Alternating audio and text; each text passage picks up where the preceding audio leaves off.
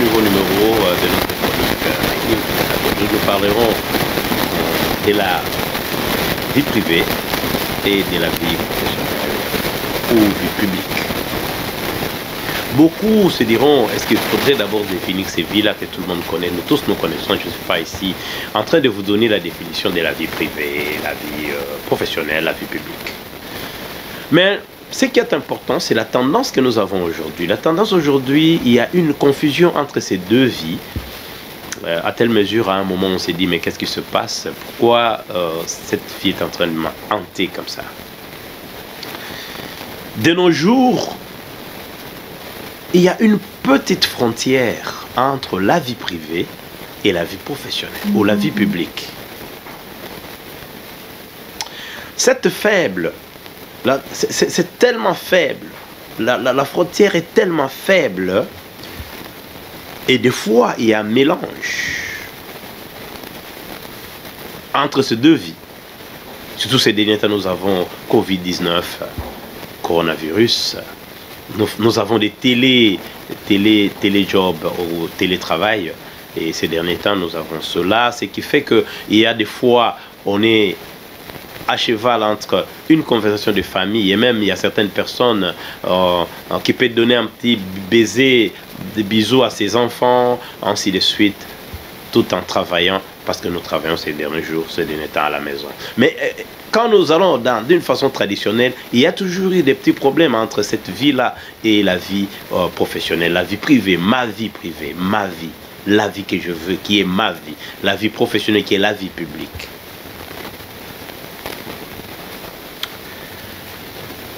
Mais c'est un peu bizarre que beaucoup ne maîtrisent pas trop bien les deux limites.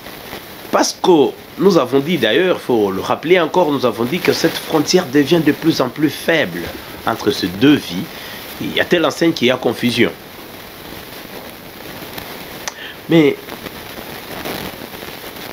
nous devons quelque part faire la part des choses. Nous ne devons pas nous laisser tomber parce que nous avons été ébranlés par notre passé ou parce que notre passé nous suit ou parce que nous avons un présent qui commence aussi à déranger le même présent. Nous devons apprendre à bien séparer ces deux vies. Ce qui est dur. Oh, nous voyons beaucoup d'entre nous entrer vite dans son téléphone, en train de prendre le café et à répondre à un email de travail. Ça se fait. C'est parce que ça nous sert.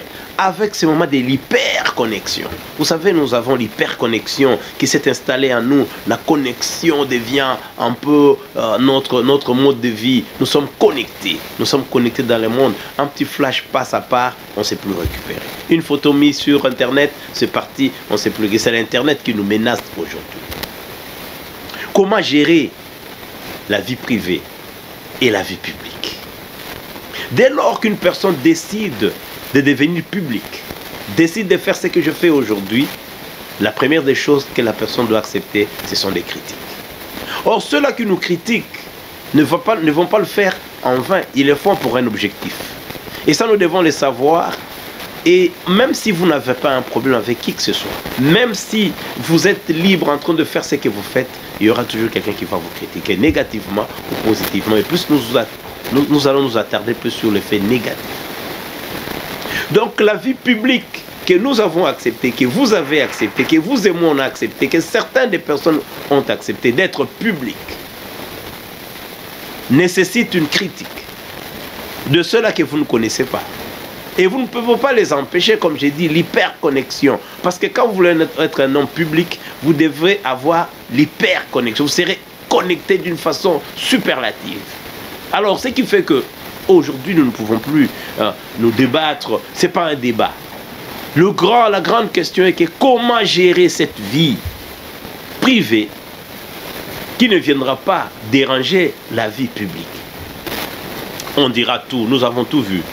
Sur WhatsApp, les gens écrivent des choses. On n'empêchera pas les gens de faire des fake news. On n'empêchera pas les gens de faire ce qu'ils veulent dans le nom de la liberté d'expression, tout ce que vous voulez. Toutes ces choses-là, leur liberté leur permet de dire tout ce qu'ils veulent à une personne qui a décidé d'être publique. Maintenant, c'est à nous de voir, parce qu'il y a un vieux adage, il y a un dit qui existe dans les Saintes Écritures d'ailleurs, le livre le plus célèbre qu'on appelle la Bible. Quand on ne trouve pas ces accusations en vous, on vous accuse sur quelque chose, on dit quelque chose sur vous sur Internet ou partout, une critique, parce que vous avez décidé d'être public. Si cela n'est pas vrai, ça passera.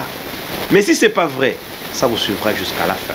La grande question ici, c'est pas de séparer la vie publique de la vie privée, ainsi de suite. Mais le grand problème ici, c'est plutôt comment gérer les deux vies. Comment les gérer?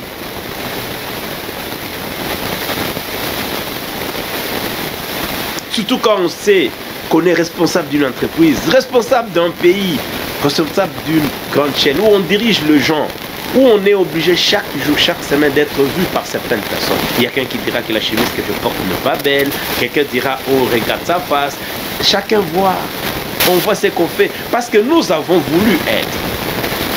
Maintenant, c'est à nous de savoir gérer cette vie. La protection de sa vie privée commence par une analyse d'accessibilité. Ça, c'est très important. Vous savez, c'est la vie privée que nous devons chercher à gérer ici. Parce que la vie publique, c'est sur la table.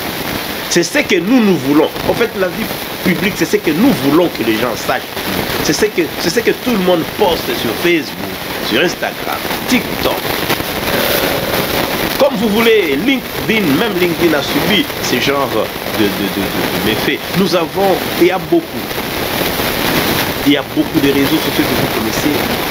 C'est que toi tu veux, c'est que vous voulez que les gens sachent.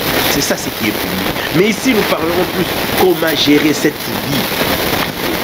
Nous avons dit, il faut d'abord commencer par faire une analyse d'accessibilité. Ça c'est très important. C'est quoi l'analyse d'accessibilité? Qui doit accéder ou qui doit avoir accès à quoi et comment? C'est très important. C'est ce qui manque à beaucoup de personnes, à nos autorités politiques, aux musiciens, comme on dit, les stars, tout le monde, les écrivains, tous ceux-là qui sont publics, les journalistes. Ce qui leur manque, c'est là, c'est maîtrise là de l'accessibilité. Comment on a accès à ta vie? Qui a accès à ta vie? Et ils sont accès à quoi?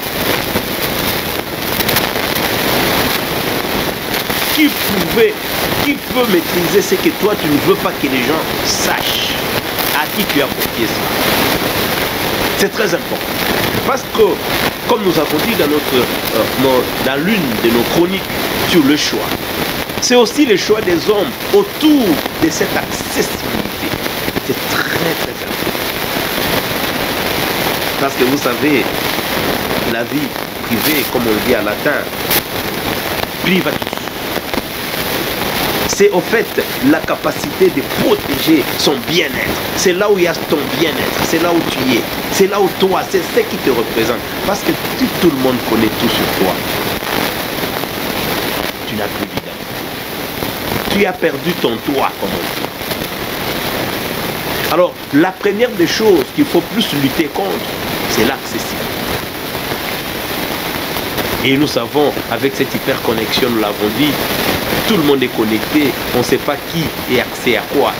Quand on ne maîtrise pas qui est accès à quoi, vous savez, et c'est ce qui se passe partout. Et surtout quand on est un leader, quand on est un directeur d'entreprise, un responsable politique, un enseignant dans une salle de classe, tout ce que vous connaissez, un musicien, il y a des gens qui vous suivent, des leaders d'opinion.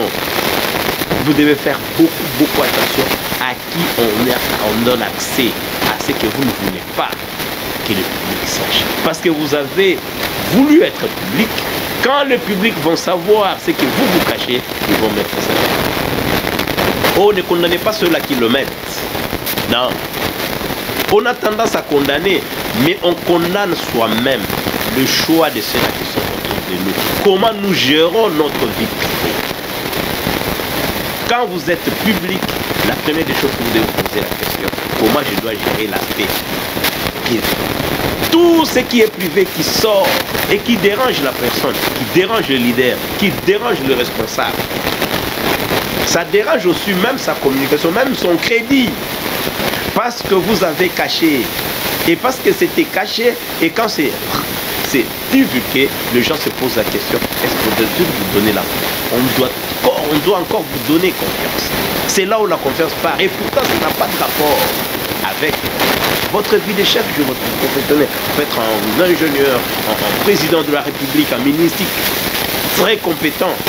Mais hélas, quelque chose est sauté. Parce que la vie publique, comme nous le savons, c'est ce que nous voulons que les gens sachent. Et des fois, ça part en contradiction avec la vie privée. C'est-à-dire, comme qui dirait d'ailleurs, chez nous, c'est pas celui qui chante l'amour est un bon amoureux. Parce qu'ici, nous voulons quelqu'un qui est devant nous, doit être un leader, celui qui doit faire ce qu'il dit. Il doit croire à ce qu'il dit. Mais hélas, sa vie privée démontre le contraire. Comment maintenant accepter le reste? Dans toute la vie, dans la vie de chaque jour, nous devons plutôt apprendre à savoir gérer très bien notre vie privée. Notre intimité. Parce qu'il y a d'autres personnes qui définissent ça comme la capacité de protéger son bien-être. Ensemble, les activités d'une personne qui, un responsable politique, conserve son intimité. Personne ne veut que son intimité s'assure. Mais qui va protéger mon intimité si ce n'est pas moi? Donc nous devons mettre en place un système qui nous permettra de protéger notre intimité. C'est à nous de la gérer. La vie privée, c'est nous. C'est ce qui est dans moi, c'est ce que je ne veux pas faire accéder quelqu'un. Mais il y a toujours quelqu'un qui doit gérer ça quand on devient trop public. Et aujourd'hui, par exemple, prenons le cas des chefs de l'État. Il a beaucoup de choses à la fois. Il reçoit les appels de la famille, les appels de sa femme, de ses enfants. Il doit les jouer. Il y a le saut du secret. C'est ça aussi la vie privée, c'est le secret. Quand on ne maîtrise pas les secrets, quand les gens autour de soi ne maîtrisent pas le secret, quelque part, ne vous plaignez pas de ceux-là qui ont mis votre vie privée sur la plupart des cas, c'est nous-mêmes. Nous faisons accéder, nous laissons les gens entrer dans nos vies, nous-mêmes. Et quand ils entrent, on se plaint quand ça sort. Le secret est secret quand on l'a dit à personne. Comment gérer sa vie privée?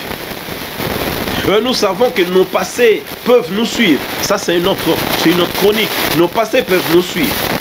Là, nous parlerons de la jeunesse. Attention à tout ce que vous faites aujourd'hui. Parce que demain, ça pourrait s'étaler sur la place, sur la toile. Et tout celui qui est public, qui ne se plaigne pas, si on doit le critiquer. Ces critiques, toutes ces critiques sont importantes. Parce que les personnes veulent un exemple d'une entreprise, d'un parti politique. En gérant la vie privée, nous devons apprendre à gérer l'accès à cette vie privée. Il n'est pas toujours trop tard d'apprendre. Sachons gérer nos vies privées. Sachons faire le choix de ceux-là qui ont accès à nos vies privées. Et surtout, nous devons savoir avoir surtout, ce que nous appelons